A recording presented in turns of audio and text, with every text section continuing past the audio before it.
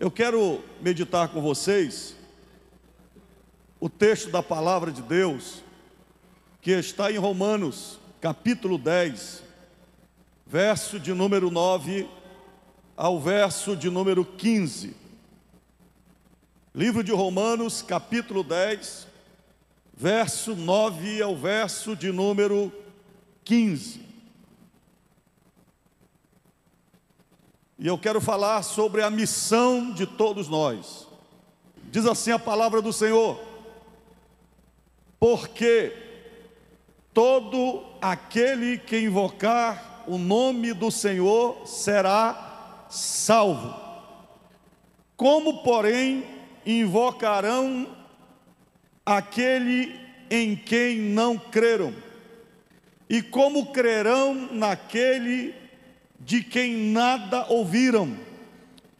E como ouvirão se não há quem pregue? E como pregarão se não forem enviados? Como está escrito: quão formosos são os pés dos que anunciam coisas boas. Vamos repetir o verso de número 15, bem forte. E como pregarão se não forem enviados? Como está escrito: quão formosos são os pés dos que anunciam coisas boas. A Bíblia é a revelação pessoal de Deus para salvar o homem do pecado, no propósito de levá-lo para o seu reino. Na salvação, Deus deseja que o homem seja transportado do reino das trevas, do reino de Satanás, para o seu reino. O fim da salvação é o reino de Deus.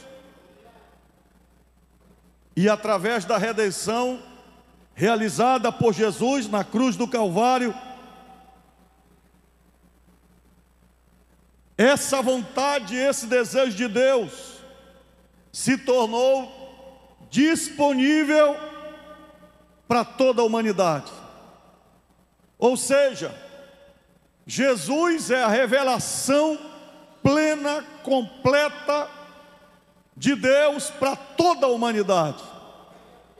Como está em João 3,16: porque Deus amou o mundo de tal maneira que deu o seu Filho unigênito, para que todo aquele que nele crê não pereça, mas tenha a vida eterna.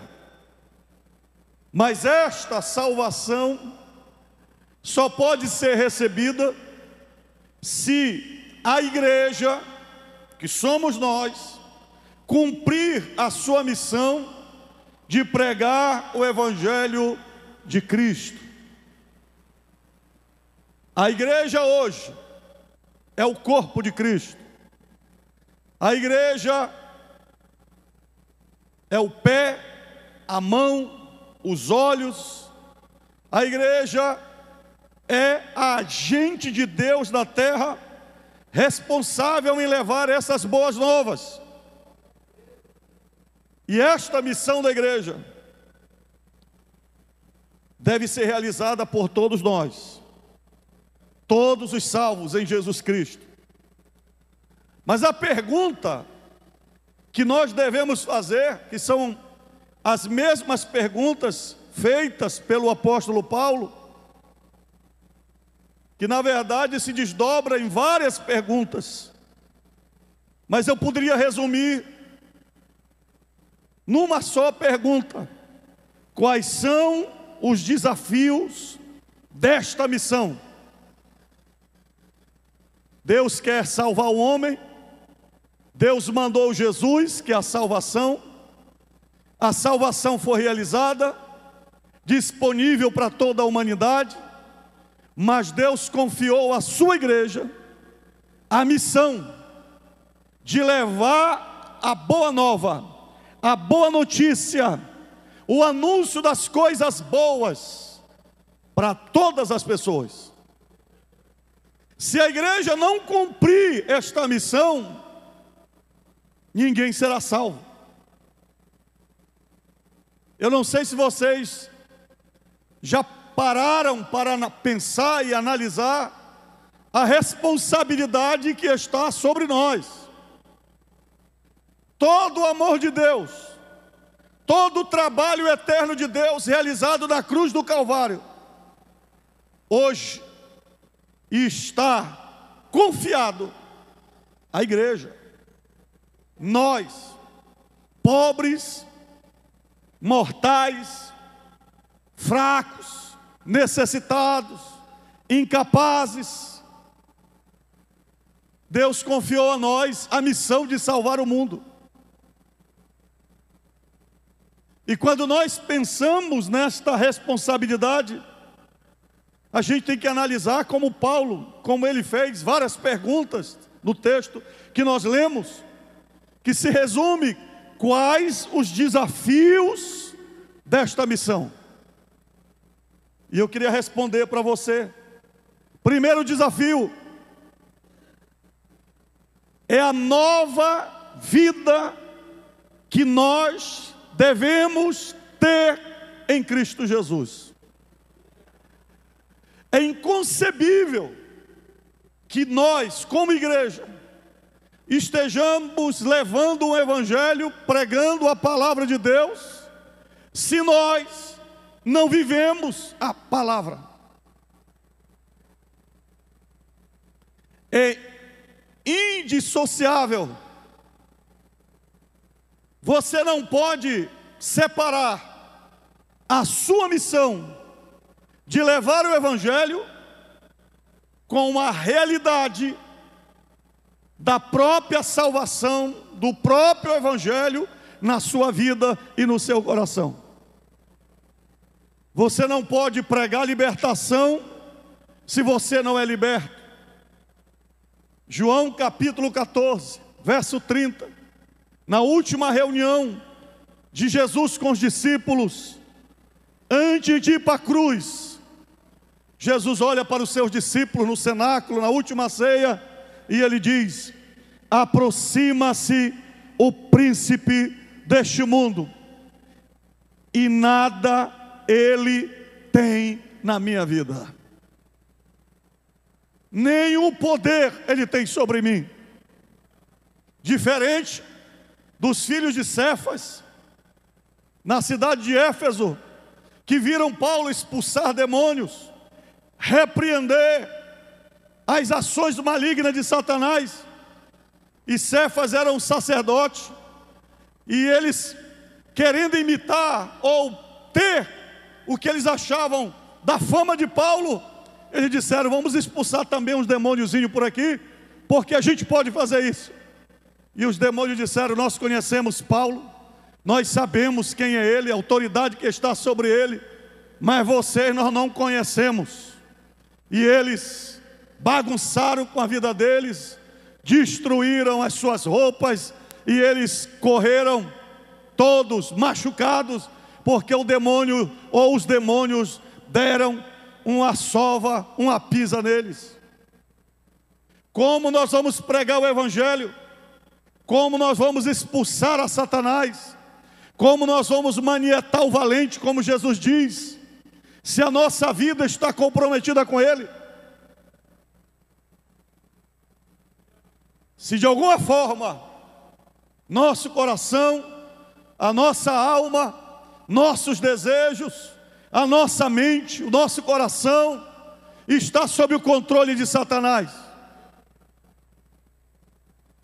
para pregarmos o evangelho, para enfrentarmos o preço, nós temos que dizer como Jesus: aproxima-se o príncipe deste mundo, mas nada ele tem na minha vida.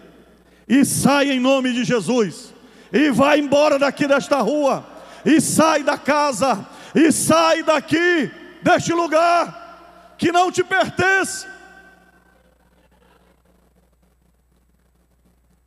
Para pregar salvação, nós temos que ser salvos. É um contrassenso alguém dizer que vai levar alguém para o céu, se ao mesmo tempo ele está indo para o inferno. Você até pode ser médico sem gostar de medicina. Você pode até ser advogado e não gostar de direito, fazendo apenas da profissão um meio de ganhar dinheiro.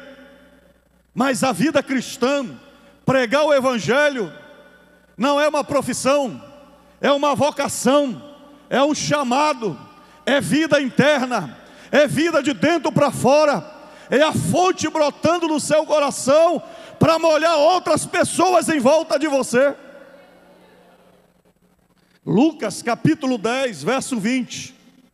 Jesus confronta os discípulos, porque eles estão retornando depois de uma campanha evangelística.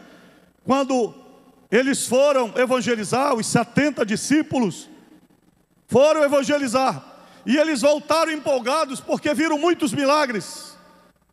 E eles disseram: Senhor Jesus, os demônios nos submetem, os paralíticos andaram, milagres foram realizados. Então Jesus disse para eles: no entanto, alegrem-se, não porque os espíritos se submetem a vocês, e sim porque o nome de cada um de vocês está registrado no céu.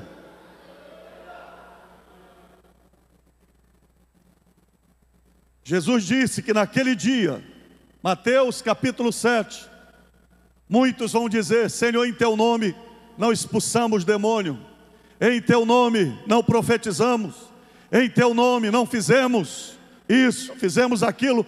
Mas o Senhor vai dizer: eu não vos conheço. Para pregar o evangelho, nós devemos ter certeza de que nós somos novas criaturas, para testemunhar com a nossa própria vida a transformação que o Senhor faz. 2 Coríntios 5,17.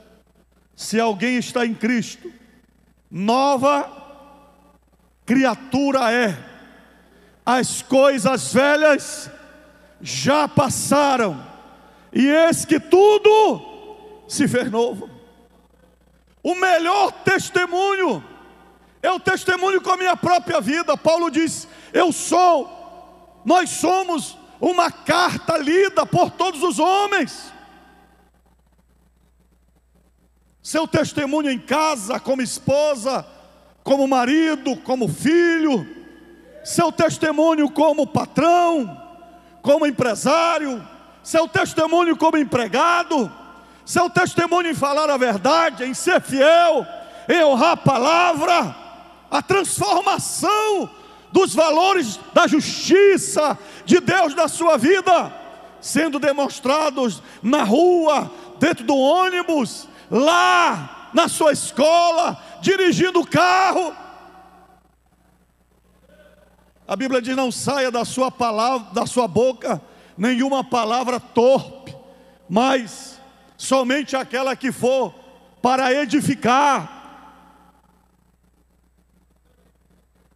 Como nós queremos ganhar a nossa cidade para Jesus, o nosso bairro para Jesus? Como nós queremos transformar o mundo, se essa transformação não é vista dentro de nós mesmos?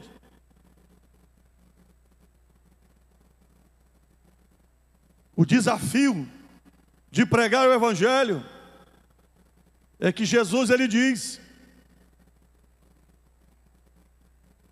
quem quiser vir após mim, renuncie a si mesmo. Hein? Renuncie a si mesmo. Pegue a sua cruz e siga-me. Ser transformado para transformar. Romanos capítulo 12, verso 1, texto muito conhecido, diz assim: portanto, irmãos, pelas misericórdias de Deus, peço que ofereça o seu corpo como sacrifício vivo, santo e agradável a agradável não é ao pastor, não é o irmão que senta ao teu lado na igreja. Para você viver este evangelho, para que você tenha autoridade para falar deste evangelho, a tua vida, ela tem que ser permanentemente esse sacrifício vivo, esse sacrifício santo, agradável a Deus. E Paulo conclui dizendo: este é o culto racional de vocês, é a entrega consciente, é a consagração sem empolgação. Não é só levantar o culto na igreja, a mãozinha, adorar, uma adoração emocional, não, é racional, é a entrega no altar de Deus permanentemente. E Paulo diz: e não vivam conforme os padrões deste mundo. Padrão aqui é bitola, é forma, é caixa. O mundo é assim e eu sou assim. O mundo veste essa roupa e eu visto. O mundo canta essas músicas e eu canto. O mundo vai para este lado e eu vou. E a desculpa até de muitos da igreja é: mas pastor, todo mundo faz. Pastor, está todo mundo usando essa roupa. Pastor, está todo mundo usando essa calça. Pastor, está todo mundo casando e vivendo desse jeito. Pois é, para pregar o evangelho é a contracultura do reino, é a igreja pregando e vivendo os valores do reino. Não vos conformeis com este mundo. Mundo aqui é no sentido de valores mundanos. Mundo aqui são os princípios ditados, estabelecidos por Satanás. Mundo aqui é toda a área da vida que é governada por Satanás. Jesus disse: vocês estão do mundo, mas vocês não são do mundo. Não vos conformeis com este mundo. E o texto diz mais: transformai-vos pela renovação da mente. Olha aqui a mente. Na mente está a sua vontade, na mente estão os seus desejos, na mente está a sua vontade, emoções, desejo, vontade, mente. Na sua alma, seu coração tem que estar transformado. Aí o texto diz: para que vocês possam experimentar qual é a boa, agradável e perfeita vontade de Deus. Ah, meu irmão, escute, a igreja, ela não vai chocar o mundo com belos prédios. Eu tenho dito para os irmãos: você pode construir a melhor igreja, colocar as melhores luzes, você pode colocar poltronas confortáveis. Não se iluda que as pessoas venham pelo conforto. Os teatros são melhores, casa de show são melhores, cinema são os melhores, os bares são melhores. O destaque da igreja no mundo não é e não são as coisas do mundo. O destaque da igreja no mundo é a experiência com Deus. As pessoas estão atrás de alguém que diga: eu estou experimentando Deus, eu tenho uma experiência boa, agradável e perfeita. Quem está entendendo o que eu estou falando? Eu vou dizer uma coisa aos irmãos: as pessoas estão chatas, cheias de religiosidade, de legalismo, de crente que arrota religião.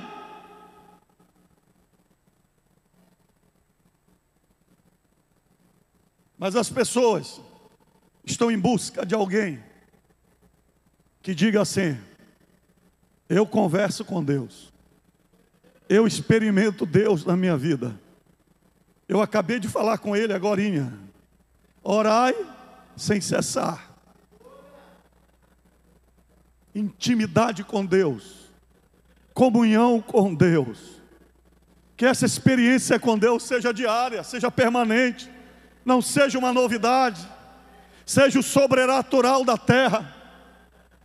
Oh, irmãos, qual é o desafio para nós pregarmos o Evangelho? Porque nós achamos que pregar o Evangelho é uma atividade religiosa externa a nós. Mas a pregação do Evangelho é a palavra de Deus no nosso coração. Guardei a tua palavra no meu coração para não pecar contra ti. Escute uma coisa: como é que você está vivendo? De aparência? Você vive o que você prega? Você prega para os outros e não para você mesmo? Às vezes a palavra hipocrisia nos assusta, mas a palavra hipocrisia significa usar máscara. Vem lá da Grécia Antiga, quando os atores, eles, para personificarem vários atos, eles colocavam a máscara.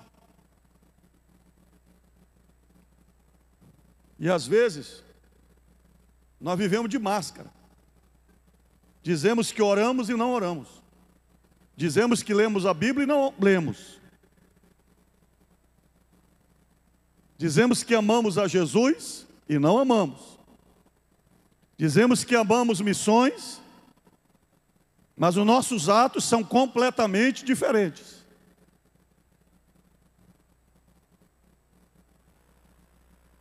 Davi, Salmo 51, quando ele peca com Betseba, e ele escreve o Salmo 51, ele reflete a sua vida com Deus, de que ele estava vivendo uma hipocrisia. É o Davi, o guerreiro Davi, o adolescente Davi, que teve encontro com Deus, e depois de um processo se tornou rei, profeta, um homem que comeu o pão sagrado que era destinado exclusivo aos sacerdotes, um homem que trouxe a arca para dentro do templo. Mas esse homem está vivendo uma hipocrisia. Ele cai, ele perde tudo.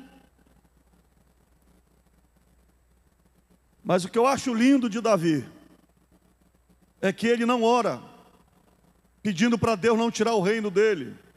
Ele não ora para Deus não tirar o que ele tinha conquistado como soldado, como rei. Mas Davi faz apenas uma oração a Deus. E eu não vou ler todo o Salmo 51. Mas a partir do verso 10, depois de confessar todos os seus pecados, do verso 1 ao verso 9, no verso 10, ele ora assim: cria em mim, ó Deus, um coração puro, renova dentro de mim um espírito inabalável, não me lances fora da tua presença, nem me retires o teu santo Espírito. Verso 12: restitui-me a alegria da tua salvação e sustenta-me com espírito voluntário. Agora, ouça o verso 13: então ensinarei aos transgressores os teus caminhos, e os pecadores se converterão a ti. Escute uma coisa: a chama da pregação do Evangelho, o desejo de ganhar almas para Jesus, a vontade que te leva a sair de casa, a ir para as praças, a pregar o Evangelho. Meu amado irmão, ultrapassa a qualquer tipo de preparo teológico, ultrapassa qualquer tipo de recurso, de ter carro, de ter paletó, de ter roupa. Eu conheço gente que tem melhor carro e não vai pregar o evangelho, que tem paletó e também não prega, tem teologia e também não prega, porque a evidência da pregação do evangelho é quando você quer passar para os outros a mesma alegria que você tem, o mesmo céu que você tem direito, o mesmo perdão que você tem de Deus. Davi diz: Senhor, cria em mim um coração novo. Quando você tem coração novo, você quer que o outro tenha coração novo, porque se você tem um coração velho, lascado, raivoso, rabugento, azedo, você vem para dormir na igreja, você vem para prestar atenção na mensagem do pregador, para olhar a roupa da irmã, para falar mal dos outros. E como Davi, tu já perdeu a graça de Deus há muito tempo. Tu vem para a igreja porque não sabe ir para outro lugar.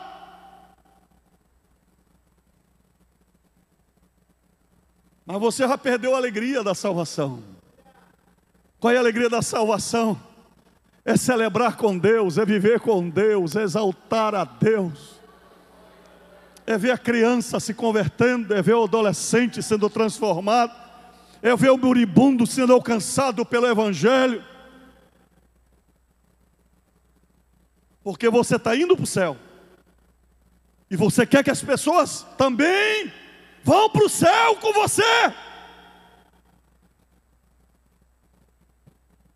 Mas se você é um filho pródigo, mais velho, que está na casa do pai e não tem mais o pai, está na casa do pai, mas não tem mais o patrimônio do pai, pensa que nada é seu, o que é que você vai fazer?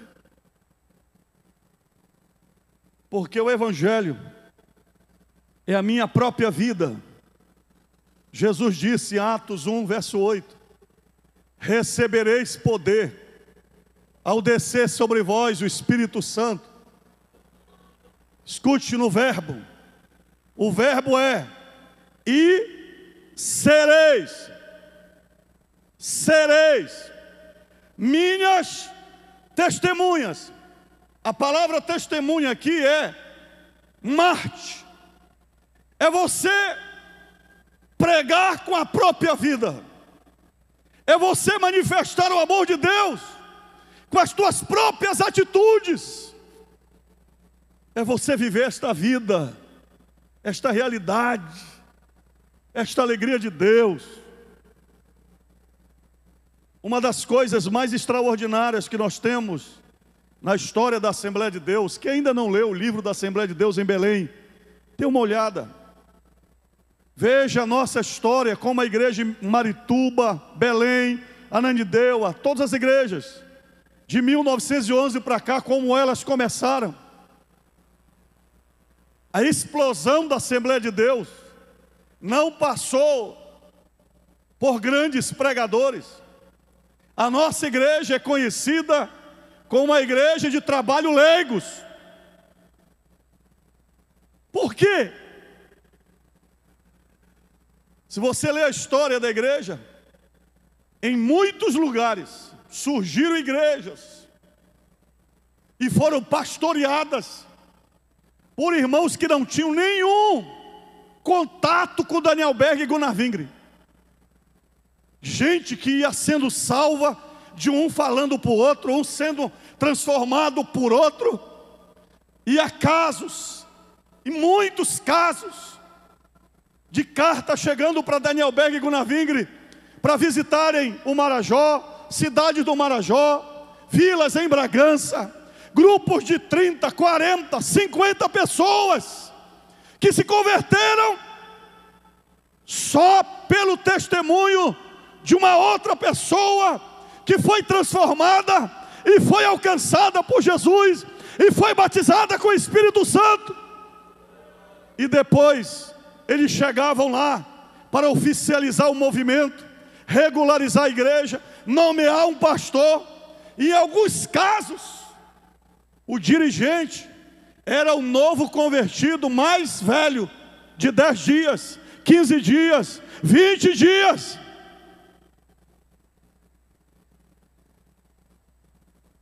Eu visitei com o pastor Samuel, no período do centenário da Assembleia de Deus, a história do início da igreja em Bragança.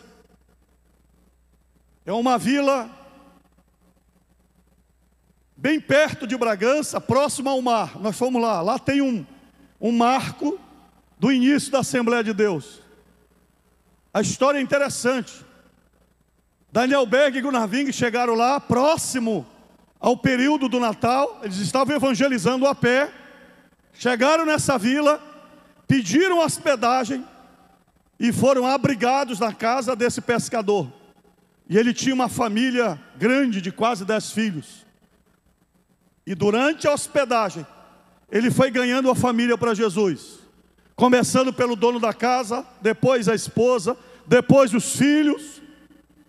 Com uma semana que eles passaram lá, a família e alguns vizinhos já tinham aceitado a Jesus como Salvador. No final da semana, eles batizaram todo mundo nas águas. E no final, se eu não me engano, de 10 dias, eles pegaram o dono da casa, que era o mais velho entre eles, e colocou como dirigente do trabalho. Porque ele foi batizado no Espírito Santo. E desse movimento vem a história da Assembleia de Deus em Bragança. Hoje podemos ter seminários, podemos ter várias bíblias de estudo bíblico, podemos ter acesso à filosofia, podemos ter projeção, telão, podemos ter instrumentos de qualidade, podemos ter carro, podemos ter um monte de troço. Mas se a gente não tiver a salvação, a alegria da salvação, o cheiro do céu, o desejo pela volta de Jesus, e saber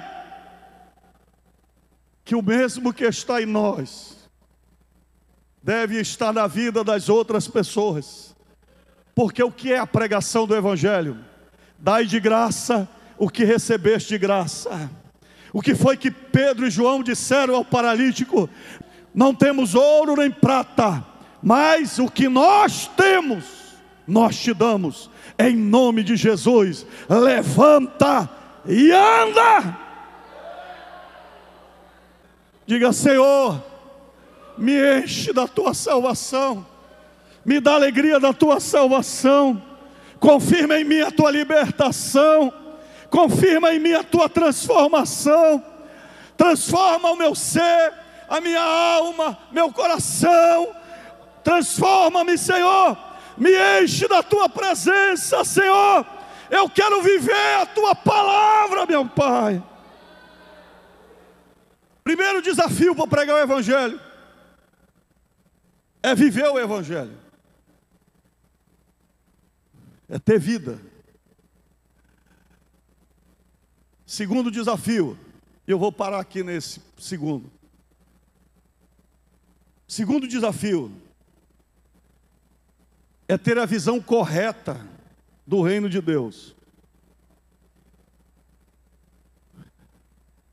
Mateus capítulo 4, verso 17. Daí em diante, Jesus começou a pregar e a dizer: arrependam-se, porque está próximo o reino dos céus. Em algumas versões, ou até mesmo nos evangelhos, como Lucas, você vai encontrar a expressão reino de Deus e reino dos céus. De um modo geral, as duas são sinônimas, se referem à mesma coisa. E o que é o reino de Deus? O que é o reino de Deus? O reino de Deus é o domínio de Deus sobre todas as coisas e sobre todas as pessoas. O reino de Deus sobre o universo. Salomão disse: os céus dos céus não podem conter a tua glória. Então o reino de Deus é maior do que o universo. O reino de Deus alcança o primeiro céu, que é a nossa atmosfera terrestre. Alcança o segundo céu, que é o universo sideral, onde estão todas as estrelas, todas as galáxias. E para você ter uma noção, semelhante ao nosso Sol, na Via Láctea, nós temos mais de 200 bilhões de sóis. Dá para assustar, não dá? Só na nossa galáxia, até agora, a ciência diz que nós temos mais de 200 bilhões de sóis, ou semelhantes ao Sol, estrelas. E no universo, nós temos mais de 300 bilhões de galáxias. Mas a Bíblia diz que Ele chama cada estrela pelo seu nome. Você daria um aplauso ao Senhor Jesus? Dê um aplauso ao Senhor Jesus. Dê um aplauso, glorifica o nome do Senhor. Os céus proclamam a glória de Deus, e o firmamento anuncia as obras das suas mãos. O reino de Deus é o domínio de Deus sobre tudo. Tudo é reino de Deus. Tudo está sob o domínio, sob o controle de Deus. Aqui na terra, todos os animais. Por isso que Deus fala da formiga, Ele fala dos passarinhos, Ele fala das gaivotas, Ele fala para a gente não se preocupar com o que vai comer e beber, porque Ele cuida do seu reino, é a providência de Deus. É Ele que dá água, é Ele que dá comida, é Ele que provê. Se o homem não atrapalhasse, cada passarinho teria a sua comida, cada macaquinho teria a sua bananinha, cada peixe teria a sua comida no mar. Tudo está sob o controle de Deus. E Deus diz, se Ele sustenta tudo isso, Ele não vai sustentar você, não vai tomar conta de você. Se Ele cuida das ervas do campo, Ele não vai arranjar uma roupa para você, a marca do tipo de roupa que você precisa para usar, para viver. É o reino de Deus. Escute, irmãos. Por que nós temos que ter uma visão correta do reino de Deus para pregar o Evangelho? Porque o reino de Deus vai além da nossa religiosidade. Se você ler Lucas capítulo 15, verso 1 e verso 2, está escrito assim: aproximavam-se de Jesus todos os publicanos e pecadores para o ouvir, e os fariseus e os escribas murmuravam dizendo: este recebe pecadores e come com eles. Porque eles eram judeus, os fariseus e saduceus, eles tinham o templo em Jerusalém, eles tinham as sinagogas, eles eram geração de Abraão, eles tinham os livros da lei, os salmos, eles se consideravam justos, eles tinham regras para comer, regras para fazer as suas roupas, e eles, em hipótese alguma, sentavam com uma mulher de reputação duvidosa, como Maria Madalena, como Zaqueu, o publicano, o cobrador de impostos, Mateus. E chega Jesus, arrebentando tudo, quebrando tudo. Jesus almoçando com publicanos, chamando as prostitutas para o arrependimento. Jesus cura no dia de sábado, levanta os leprosos. Sacerdotes não tocavam em leprosos, Jesus toca nos leprosos e cura. É a graça, porque o reino de Deus é maior do que a minha igreja.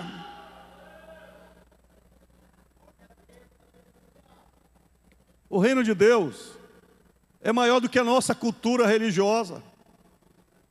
Às vezes eu sou muito honesto com muitas pessoas que vêm à Assembleia de Deus.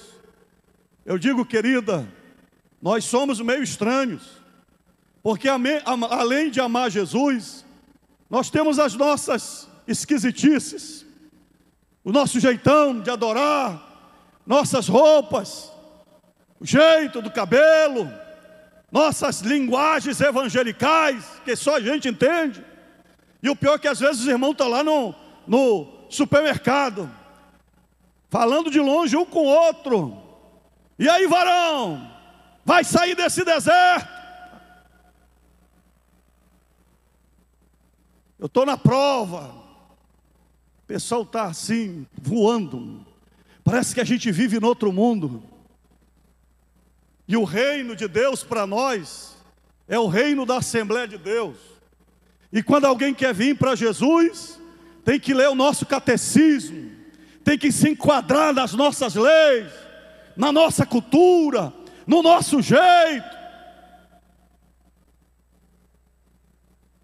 Eu me lembro da época do baré. Tinha crente, sabe o que é o baré? É aquele refrigerante que era colocado na garrafa, igual a garrafa de cerveja. Em Belém do Pará, nós tivemos dirigentes disciplinados. E ele levando a garrafa do baré, dizendo era baré, era baré. Quem lembra disso? Nós temos alguns tipos de pecados que a gente tolera. Nós somos preconceituosos. Posso falar? Posso falar? Se entrar um homem aqui que vive com 10 mulheres, ninguém fala nada. Ninguém se levanta do lado dele.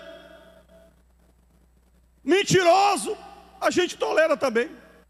Fofoqueiro, não, tu é fofoqueiro, eu vou sentar longe de ti.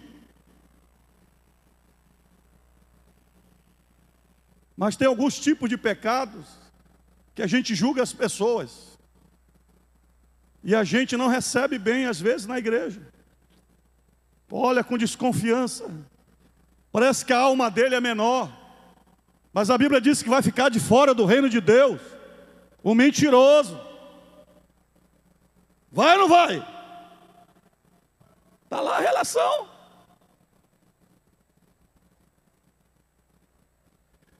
Se nós queremos pregar o Evangelho, nós temos que alongar a nossa visão que o reino de Deus não é a nossa religiosidade. Quantos meninos na minha época, até hoje, estão desviados da igreja, porque foram violentados pelos pais, porque jogavam uma bolinha, praticavam esporte, de uma época em que para estudar, se a escola exigia calça comprida, tinha que levar carta de recomendação do pastor. O reino de Deus, repita comigo, o reino de Deus é maior do que a minha religiosidade. E eu vou dizer uma coisa para vocês, o sangue de Jesus é tão caro, o sangue de Jesus custou um preço tão alto, para você dizer que a pessoa não vai entrar no céu, porque ele não veste a roupa que você veste, não canta os hinos que você canta, não se comporta como você se comporta. É melhor você vigiar, porque pode ser que você não entre. Jesus falou para os fariseus: publicanos e pecadores vão entrar no reino de Deus na frente de vocês, porque vocês não entram e não deixam os outros entrar.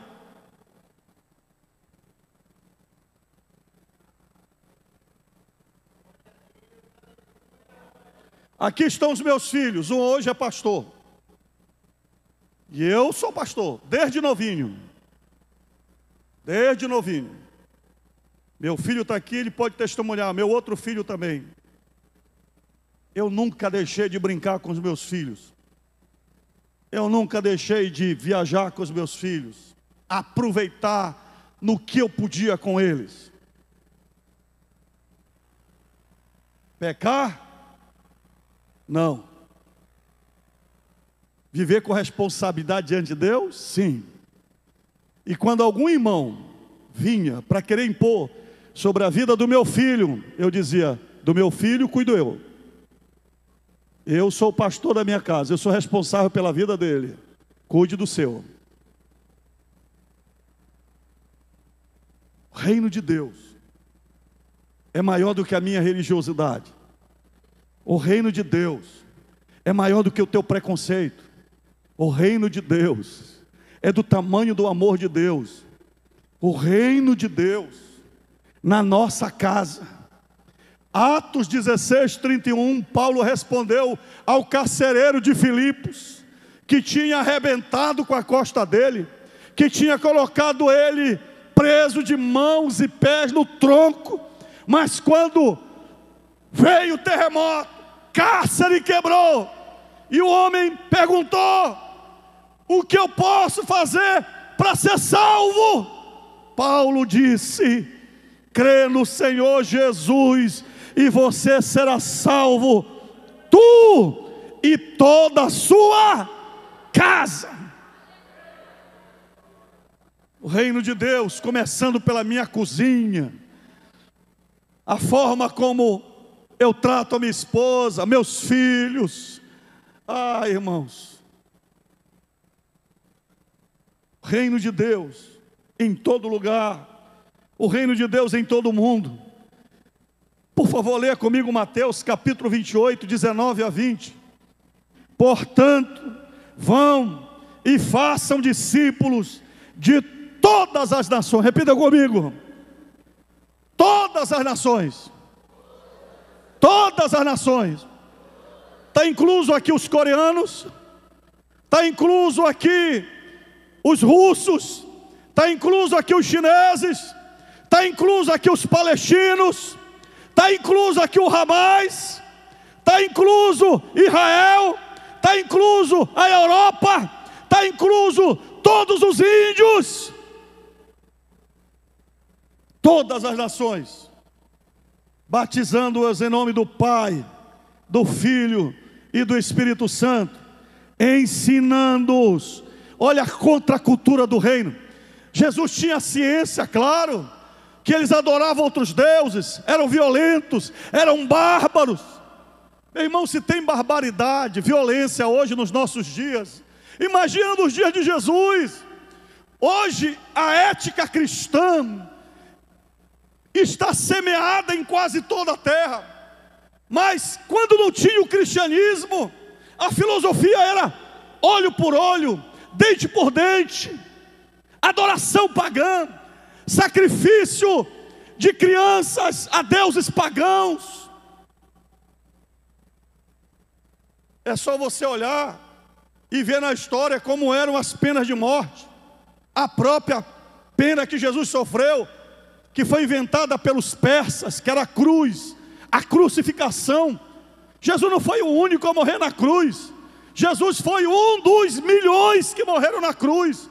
Roma se orgulhava de fazer caminhos com cruzes e pregar uma tribo ou uma nação toda à beira da estrada para mostrar o seu poder. A gente se assusta com o que o Hamas está fazendo, com o que a Rússia está fazendo. E a igreja, às vezes, quer se acovardar e dizer: Deus perdeu o controle, o reino de Deus está sem controle. Não, Jesus está dizendo: vão lá e preguem, vão em todas estas nações e preguem o meu evangelho, enfrentem. A minha cultura é maior, a cultura do reino é maior. Vão lá e falem dos meus valores. Quem está entendendo o que eu estou falando?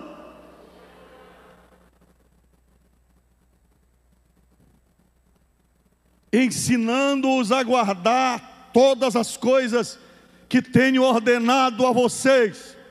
E eis que estou convosco, e eis que estou com vocês todos os dias, até o fim dos tempos.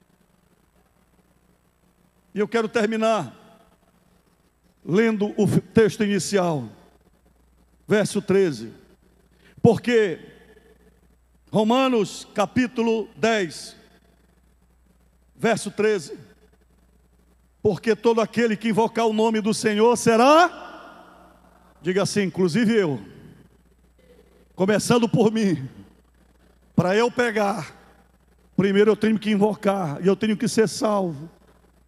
Como porém invocarão aquele em quem não creram. Primeiro você tem que crer. E como crerão naquele de quem nada ouviram? É o reino de Deus chegando. E como ouvirão se não há quem pregue? E como pregarão se não foram enviados? Como está escrito: quão formosos são os pés dos que anunciam coisas boas. A igreja, no meio de tudo que temos para fazer, de tudo, nós não deveríamos perder o foco de levar pessoas para o céu. Nos próximos cultos eu vou falar dos outros desafios, mas a pergunta que eu quero fazer para você: você é salvo? Você é salvo? Você é salvo? Eu tenho uma brincadeira que eu gosto de fazer. Tem alguns obreiros que se escandalizam comigo, e eu pergunto: tu é crente? Continua crente? Quando eu vejo um obreiro bufando, reclamando, xingando, atribulado, desanimado, eu pergunto: tu é crente? Continua crente? Tem alegria da salvação? Está com o nome escrito no livro da vida? Não se alegrem porque o demônio vos submete, mas porque o vosso nome está escrito no livro da vida.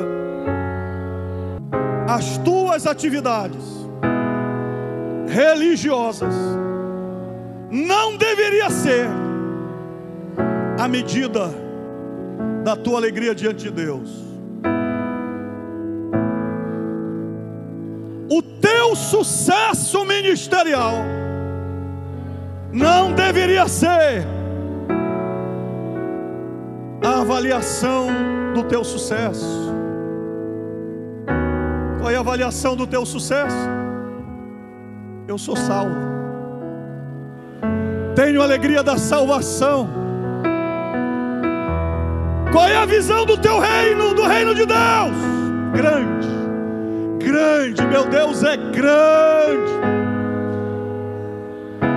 No reino de Deus cabe todo mundo.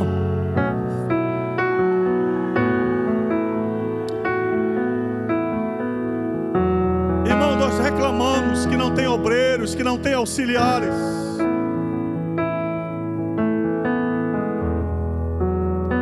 Vou dizer uma coisa para vocês: o teu diácono está do lado da tua casa, aquele cara porre, bêbado, deu trabalho.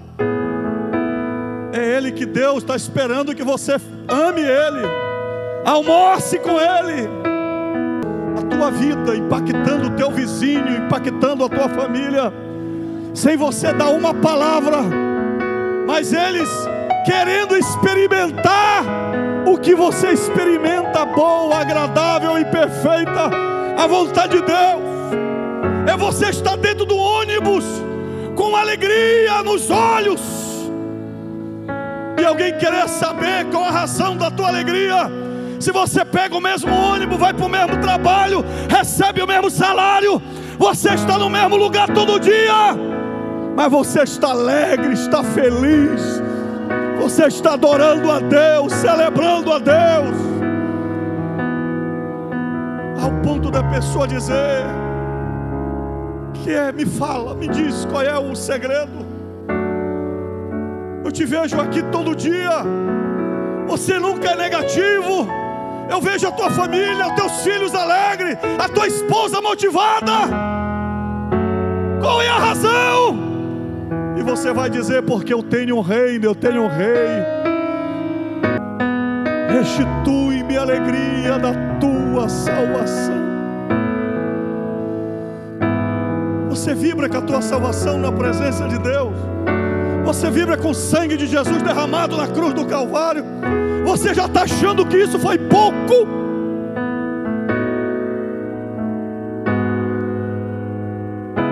dia chegou uma irmã aqui no Templo Central, atribulada, e ela disse: pastor, eu vou me desviar.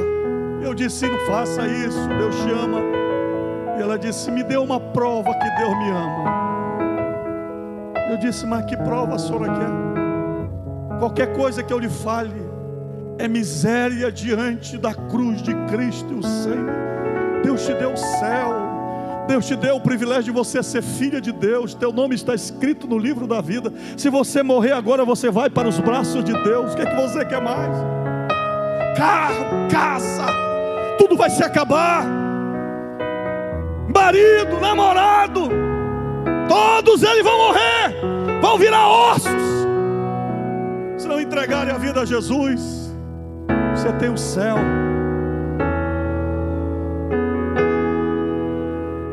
Eu quero orar. Se alguém aqui nesta noite veio cansado, triste, e quer renovar sua vida com Deus, dizer: Senhor, eu quero ser um missionário, eu quero pregar a tua palavra, renova o meu ministério, me usa em tuas mãos, restitui-me a alegria da tua salvação, meu chamado. Eu quero orar. Deus vai entregar bênçãos surpreendentes na tua vida. Deus quer fazer algo novo e diferente na tua vida, assim como Ele fez na vida de Davi. Não pense que o teu erro anula a misericórdia de Deus. Davi se levantou, foi perdoado, voltou ao trono, e Davi fez coisas extraordinárias para Deus. Venha. Se o teu coração está seco, está sedento, não te importa com as pessoas que estão aqui, é você e Deus. E se você quer ter a alegria da salvação, se você quer ter o renovo de Deus, este é o momento, esta é a hora. Pai, pelo poder do teu nome, nós estamos na tua presença, Senhor, para te amar, para te adorar, para glorificar o teu nome, para te exaltar. Senhor, a nossa vida é tua, completamente tua, só tua, Senhor. Que nesta noite, Senhor, o nosso coração se abra para ti. Renova o nosso coração, cria em nós um coração puro e renovado, nos dá a certeza da tua salvação.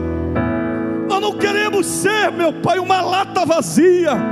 Nós não queremos viver de hipocrisia, Senhor.